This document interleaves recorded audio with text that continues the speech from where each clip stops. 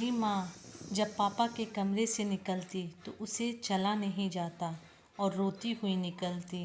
मेरी माँ अक्सर पापा के साथ नहीं सोया करती थी, लेकिन जब कभी भी सोती तो वह कमरे से निकलती तो लंगड़ाती हुई चलती और रोती रहती। एक दिन मैंने यह राज जानने के लिए माँ का चादर लेकर पापा के कमरे में चली गई और वहाँ जो हुआ उसे सुनकर आपके तो होश उड़ जाएंगे। मेरी आंखें खुली तो मैं अपनी मम्मी को सिसकते हुए देखा। वह मेरे बिस्तर के बगल में बैठकर बुरी तरह रोए जा रही थी। माँ को ऐसे देखकर मेरा दिल तड़प जाया करता था, लेकिन मैं चाह कर भी कुछ नहीं कर सकती थी। मैंने एक बार बहुत पहले अपनी माँ से पूछा कि वह आखिर पापा के कमरे में से निकलती है तो इतना रोती क्यों है, लेकिन माँ ने मुझे यह कहकर चुप करा दिया कि तुम यह सब से दूर रहो। मम्मी जब भी उनके कमरे से निकलती तो उसका हुलिया अजीब सा रहता, बिखरे हुए बाल। यह सिलसिला कुछ दिन पहले से ही शुरू हुआ था। मेरे अंदर यह बात हमेशा चलते रहता कि इन कुछ दिनों से मेरा बाप आखिर मेरी माँ के साथ क्या करता है जो मेरी माँ के ऐसे हालत हो जाते हैं। इस सवाल ने मुझे बेचैन कर दिया था। अब मैं 15 साल की हो चुकी थी और मुझे बहुत सारी बातों को समझने लगी थी। मम्मी को रोता हुआ चेहरा देखकर मुझे समझ नहीं आता था कि मम्मी कमरे से निकलती तो रोती हुई निकलती और पापा जब कमरे से निकलते तो उनके चेहरे पर अजीब सी मुस्कुराहट होती, लेकिन मम्मी उनके सामने जाने से घबराती थी। यहाँ तक कि उनका नाश्ता भी मेरे हाथों उनके कमरे में भिजवा दिया करती थी। खुद सारा वक्त किचन में खड़ी होकर आंसू बहाती रहती या बाथरूम में बंद हो जाती। मम्मी की हालत देखकर मुझे उन पर बहुत तरस आती थी। 10वीं क्लास में पढ़ती थी और नाश्ता देने के बाद घर से स्कूल की तरफ चली जाती थी, लेकिन स्कूल में रहकर भी मुझे सारा दिन घर का ख्याल रहता था। मम्मी का चेहरा सामने घूमता रहता। किसी सुबह मैंने पापा को परेशान होते नहीं देखा, यहाँ तक कि नाश्ता भी बहुत अच्छे से कर लिया करते थे। मम्मी को देखकर ऐसा लगता कि किसी भी पल मम्मी को कुछ हो जाएगा। अक्सर मैं मम्मी को नाश्ता बनाते समय कपकपाते हुए भी देखा। मेरा दिल चाहता है कि मैं मम्मी से पूछूं, आखिर रात में पापा ऐसा क्या करते हैं जो उनका इतना बुरा हाल हो जाता है। मगर पापा के नाम से ही मम्मी के चेहरे पर अजीब सा खौफ आ जाता है। मम्मी हर रात पापा के कमरे में सोने के लिए नहीं जाती थी, बल्कि वह मेरे साथ ही सोती थी। मैं पढ़ाई पर ध्यान नहीं दे पा रही थी और ना ही मेरा घर पर दिल लगता था। मेरा दिल यही चाहता था कि मैं किसी तरह अपनी मम्मी को पापा के कमरे में ना जाने दूं। मैं किसी भी तरह पापा को मना नहीं कर सकती थी, क्योंकि पापा तो मेरे सामने मम्मी के साथ बहुत मोहब्बत से पेश आया करते थे। ये माहौल से मुझे इस तरह परेशान किया था कि मैं छमाही एग्ज़ाम भी बहुत बुरी तरह फेल हो गई। मैंने मम्मी पापा को रिज़ल्ट नहीं बताया, लेकिन मेरे दोस्त बहुत हैरान थे क्योंकि मैं पढ़ाई में बहुत तेज़ थी। मेरे दोस्त हमसे पूछने लगे कि आखिर तुम्हारा ध्यान कहाँ रहता है। मैंने उन्हें अपने मम्मी पापा के बारे में बता दिया। वह बोले कि तुम्हारे पापा कहीं इंग्लिश मूवी तो नहीं देखते। सलोनी ने मुझे अचानक से यह सवाल पूछा। मैं हक्का बक्का होकर उसे देखने लगी। इस बात का फिल्मों से क्या वास्ता हो सकता है।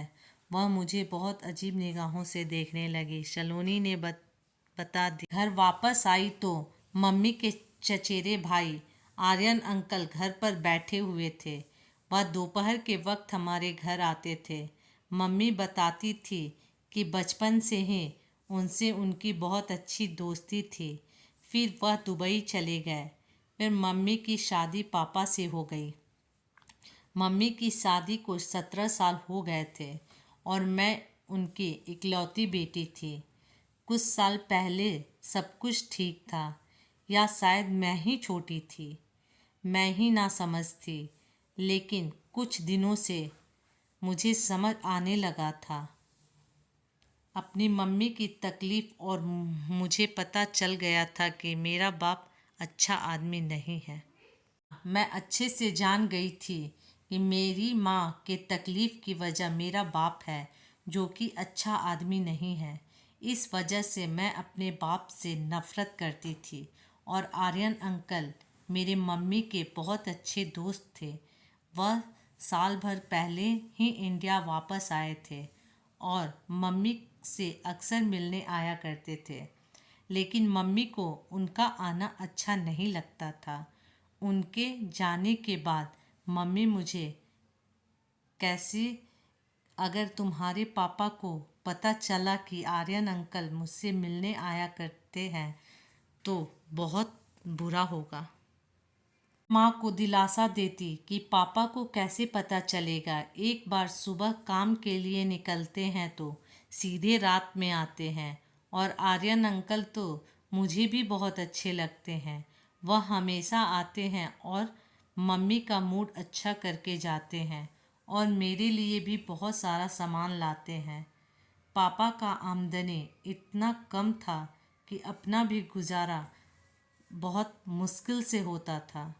पता नहीं मम्मी ने ऐसे जालिम इंसान के साथ कैसे अपना ज़िंदगी गुजार रही थी। रात में मैंने अपना और मम्मी का बिस्तर एक साथ लगाया और मम्मी के साथ आंख बंद करके लेट गई। थोड़ी देर में पापा कमरे में आए। मम्मी मेरे साथ सो रही थी। पापा ने कहा, चलो मेरे साथ। मम्मी ने दबी स्वर में इनकार कर दिया। मैं आंख नहीं खोली थी। मैं सुनना चाहती थी कि पापा मम्मी से क्या कहते हैं। चल ना कृतिका, मैं तुम्हें परेशान नहीं करूँगा, वादा। पापा की बातें मेरे कानों में पड़ी जिसमें मोहब्बत की मिठास थी। मुझे नहीं जाना तुम्हारे साथ, तुम ऐसे ही कहकर ले जाते हो। मम्मी ने एक बार फिर से इनकार कर दिया। मुझे नहीं जाना तुम्हारे साथ। तुम्हें समझ आना चाहिए कि बेटी जवान हो रही है। वह 100 सवाल करती है लेकिन तुम्हें इस बात से कोई फ़र्क नहीं पड़ता, मम्मी ने धीमे लहजे में कहा। पापा ने ज़बरदस्ती माँ का हाथ पकड़ा और अपने साथ लेकर चले गए। मुझे अजीब सी घबराहट हो रही थी। ना जाने पापा मम्मी के साथ क्या करते हैं। और सलोनी की बात मेरे दिमाग में अटक गई थी। 2 घंटे गुजर गए लेकिन मम्मी वापस नहीं आई। मैं पानी पीने के लिए कमरे से बाहर गई और रसोई में जाकर पानी पी रही थी। तब थोड़ी देर में मम्मी कमरे से बाहर आई। मैं उसे बहुत गहरी निगाहों से देख रही थी। बाल बिखरे हुए थे, कंधे से सूट फटे हुए, बहुत आश्चर्य से देखे जा रही थी। मम्मी को मेरे नज़रों का एहसास हो गया था। मम्मी ने बालों को समेटा और तुरंत दुपट्टा ले लिया। मम्मी मुझसे पूछ रही थी कि इतनी रात को मैं क्यों जग रही हूँ। तब मैं झूठा बहाना बनाया कि मुझे प्यास लगी हुई थी। अपने साथ मुझे कमरे में ले गई और हम दोनों सोने के लिए लेट गए। लेकिन मुझे मम्मी की सिसकियों की आवाज़ सुनाई दे रही थी। मैं चाह रही थी कि मैं उठकर मम्मी को तसल्ली दूं, लेकिन मुझे यह भी पता था कि मम्मी मुझे कुछ नहीं बताएगी और डांट कर सोने को ही बोलेगी, इसलिए मैं खामोश पड़ी रही। सुबह पापा अपने कमरे से निकले जैसे कोई राजकुमार निकला हो। पापा की आमदनी कम थी, लेकिन हमेशा खुश रहा करते थे। लेकिन मैं जब उन्हें देखती तो हमेशा नफ़रत की निगाहों से। मैं स्कूल चली गई। स्कूल से लौटते समय मुझे आर्यन अंकल मिले। उन्होंने अपनी गाड़ी में मुझे बैठा लिया। मैं भी बिना सोचे समझे उनकी गाड़ी में बैठ गई। आर्यन अंकल मेरी तरफ बहुत गौर से देख रहे थे और बोले, मुझे बताओ तुम्हें क्या दिक्कत है? तुम इतनी खोई खोई क्यों रहती हो? मैं अब इतनी जज्बाती हो चुकी थी कि मैंने आर्यन अंकल को सब कुछ बता दिया। आर्यन अंकल कहने लगे, तुम्हें अंदाज़ा भी है कि तुम्हारा बाप अच्छा आदमी नहीं है। तुम अपनी माँ को उससे आज़ादी क्यों नहीं दिलाती? आर्यन अंकल ने मुझे बहुत फिक्र जताते हुए यह एडवाइस दी। मेरे होश उड़ गए। मैं पापा को छोड़ने के बारे में सोच भी नहीं सकती थी। पापा ने कभी मुझसे ऊंची आवाज़ में बात तक नहीं की थी। पता नहीं उसे बंद कमरे के अंदर क्या होता था, यह भी मुझे पता नहीं था। बहुत सोचने के बाद भी मुझे पापा का कोई ऐसा जुल्म याद नहीं आया जिसे मैं उन्हें जालिम करार देती। मम्मी की आंखों में आंसू पापा को जालिम साबित करते थे। आर्यन अंकल मुझे घर लेकर चले आए और खुद भी अंदर आए। मम्मी हम दोनों को देखकर बहुत खुश हो गई थी और फ़ौरन खाना लगाने लगी। लेकिन मैं बहुत थक चुकी थी। मैं अपने कमरे में चली आई और लेटकर आर्यन अंकल की बातें सोच रही थी। मम्मी को पापा के कमरे में गए हुए 3 दिन हो चुके थे। 3 दिन से मम्मी पापा के कमरे में नहीं जा रही थी। मम्मी मेरे साथ मेरे कमरे में सोती थी और जब मम्मी सोई तो बिल्कुल ठीक रहती थी। पापा के कमरे में जाने के बाद मम्मी दुखी और पापा बहुत खुश रहते थे। अगली सुबह मैं पापा को नाश्ता देने गई तो पापा मुझे पढ़ाई के बारे में पूछ रहे थे और उनके मुंह से जैसे शहद गिर रहा था। मैं आश्चर्य थी कि कैसे दोगले दोगले लोग होते हैं। मैंने पापा से कहा, पापा आप मम्मी को रात में अपने कमरे में ना ले जाया करो, मुझे बहुत डर लगता है। पापा हंसने लगे और बोले, मैं तो कभी कभी तुम्हारी माँ को अपने कमरे में लेकर जाता हूँ। मैं उससे बहुत मोहब्बत करता हूँ। यह सब सुनकर मेरे तो जहन में आग लग गई और मैं स्कूल चली गई। स्कूल में उस दिन मैंने एक चीज़ सीखा, आधा अधूरा बात बहुत ही खतरनाक होता है जब तक पूरी सच्चाई किसी के बारे में ना जान लो। तब तक फैसला नहीं लेना चाहिए। मैंने फैसला किया कि मैं पूरी सच्चाई जान के रहूँगी। उस रात मैंने मम्मी को नींद की दवा दे दी और मम्मी का चादर लेके पापा के कमरे में चली गई। पापा के कमरे में एक छोटी सी लाइट जल रही थी जिसकी वजह से वह मुझे पहचान न सके और बोले, आज मेरी खुशनसीबी की कृतिका मेरे कमरे में खुद चलकर आई और हाथ पकड़कर अपने बगल में बैठा लिया। पापा के बगल में बैठकर मेरा पूरा शरीर कांप रहा था। मैं नहीं जानती थी कि उसके बाद मेरे साथ क्या होने वाला है, लेकिन मैं भी ठान लिया था कि आज मैं पूरा सच जान के ही रहूँगी। पापा ने बहुत मोहब्बत से कहा, रितिका तुम यह कहकर कि बेटी जवान हो रही है, मुझसे तो दूर ही होती जा रही हो। मुझे ज़बरदस्ती तुझे अपने कमरे में बुलाना पड़ा।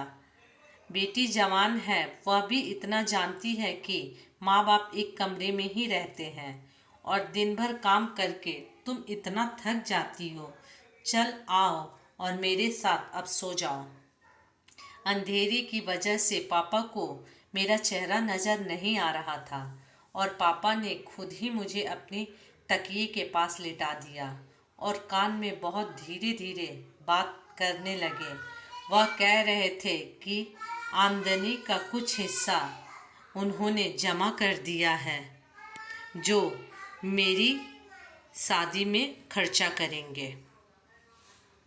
फिर उन्होंने जो कुछ कहा उसे सुनकर मेरे तो होश उड़ गए। कह रहे थे कि मैं जानता हूँ आर्यन ने फिर एक बार हम लोग के घर का रास्ता देख लिया है, लेकिन मैं कृतिका तुझे बता दूँ कि वह इंसान ठीक नहीं है और ना ही उसकी नीयत अच्छी है। पहले भी वह एक बार तुझे बर्बाद करने की कोशिश कर चुका है। अब तो हमारे घर जवान बेटी भी रहती है, इसलिए एहतियात का दामन थाम कर रखना। पापा को अभी तक मालूम नहीं चला था कि वहाँ पर मैं हूँ, मम्मी नहीं। और कब पापा को नींद आ गई, मैं बहुत देर तक वहीं लेटी रही, लेकिन पापा तो गहरी नींद में सो रहे थे और मैं खामोशी से वहाँ से निकल आई। लेकिन पापा ने कुछ ऐसा नहीं किया था। लेकिन मम्मी और आर्यन अंकल को लेकर मेरे दिमाग में बहुत से सवाल उठ रहे थे। उस दिन भी पापा सुबह में उठकर रोज की तरह बहुत खुश लग रहे थे। मुझे पापा के बर्ताव में कोई बदलाव नज़र नहीं आ रहा था। फिर मैं स्कूल चली गई। स्कूल से जब लौटकर देखा तो आर्यन अंकल की गाड़ी बाहर लगी हुई थी। मैं हमेशा उन्हें दूर से नमस्ते करती थी, लेकिन उस दिन मैं चोरों की तरह दबे पांव अपने कमरे में चली गई। मम्मी और आर्यन अंकल मेरे कमरे में बैठकर बात कर रहे थे। उन्हें मेरी मौजूदगी का एहसास नहीं था। दोनों की बातें सुनकर मेरे तो होश ही उड़ गए। मुझे अपने कानों पर भरोसा ही नहीं हो रहा था कि जो सच जानने के लिए मैं इतनी बेताब थी वह इस कदर भयानक होगा। मम्मी आर्यन अंकल से कह रही थी कि मैं अपनी गुड़िया के मन में उसके पापा के खिलाफ नफरत का बीज बो दिया है। अब वह दिन दूर नहीं है जब वह अपने पापा के खिलाफ हो जाएगी। वह बुढ़ा मुझे ज़बरदस्ती इस रिश्ते में बांध कर रखना चाहता है, लेकिन मैं अब इस रिश्ते से आज़ादी चाहती हूँ। वह बुढ़ा मुझे ज़बरदस्ती अपने कमरे में लेकर जाता है और बात करते करते इतनी गहरी नींद में सो जाता है। जब मैं कमरे से बाहर निकलती हूँ तो अपनी हुलिया खुद ही खराब कर लेती हूँ। मैं अपनी गुड़िया के दिल में यह बात बिठा दिया है कि उसका बाप मेरे साथ जुल्म करता है। एक दिन तो मैं अपनी कमीज़ तक फाड़ डाली। चाहती हूँ कि मैं उसे बुढ़े से जब आज़ादी की बात करूँ तो मेरी बेटी मेरी ढाल बनकर खड़ी रहे, और मैं जब इस घर से जाऊँ तो मुझे अपनी गुड़िया को छोड़ कर ना जाना पड़े, क्योंकि मेरी गुड़िया ही तो इस दुनिया को अपने बाप के जुल्म की दास्तान सुनाएगी, और मैं गुड़िया को लेकर तुम्हारी ज़िंदगी में आ जाऊंगी। अंकल हंसने लगे कि हाँ, मैं भी गुड़िया से कह दिया है कि जब भी तुम्हें मेरी ज़रूरत होगी तो मेरे पास चली आना। तब मम्मी ने आर्यन अंकल से कहा कि तुम मुझे पहले की तरह धोखा नहीं देना। एक बार पहले भी मुझे धोखा देकर चले गए थे, तब मेरे पति ने मुझे माफ़ करके अपना लिया था। आर्यन अंकल मम्मी का हाथ पकड़कर कहने लगे कि मैं तुम्हारा बहुत मजबूरी में हाथ छोड़ा था, क्योंकि मेरे घर वाले इस रिश्ते के खिलाफ थे। मैं एक शादीशुदा औरत से रिश्ता रखूं। मैं अब बहुत कुछ समझ गई थी। तब मैं आर्यन अंकल और मम्मी के सामने आ गई। मम्मी को तो समझ आ गई थी कि मैं सारी बात सुन चुकी हूँ, लेकिन फिर भी आर्यन अंकल ने मुझे सामने से चॉकलेट पकड़ाने की कोशिश की। तब मैंने मम्मी से पूछा, आखिर आप मुझे बताइए, आपके और पापा के बीच में किस बात का मसला है? मुझे आज जानना है। तब मम्मी ने मुझे अपनी और आर्यन अंकल की सारी सच्चाई बता दी। लेकिन मुझे उस दिन आर्यन अंकल शैतान नज़र आ रहे थे, जो मम्मी को नहीं मुझे पाना चाहते थे। मैंने मम्मी को साफ मना कर दिया कि आपको जाना है तो जाइए, मैं अपने पापा के साथ यहीं रहूँगी। आर्यन अंकल और मम्मी ने मुझे बहुत मनाना चाहा, बहुत सारे ख्वाब दिखाए, लेकिन मैं तो समझ चुकी थी ये आर्यन अंकल आदमी नहीं हैवान हैं, जो इस बार मम्मी को नहीं मुझे पाना चाहते थे। जब आर्यन अंकल मुझे मनाने में कामयाब नहीं हुए तो वह मम्मी को भी छोड़कर वहाँ से चले गए। तब मम्मी को समझ में आ गया कि यह इंसान के रूप में भेड़िया था, जो इस बार मेरी बेटी को बदनाम करने के लिए आया था। तब मम्मी को पापा के प्यार का एहसास हुआ कि प्यार तो ऐसा होता है कि बार बार गलती के बाद भी पापा ने मम्मी को कितनी बार ढका होगा।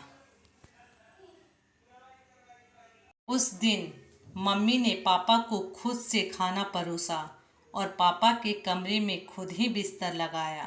पापा की तो खुशी का ठिकाना ही नहीं था, क्योंकि पापा मम्मी से बहुत मोहब्बत करते थे और सुबह में दोनों हंसते हुए कमरे से बाहर आए।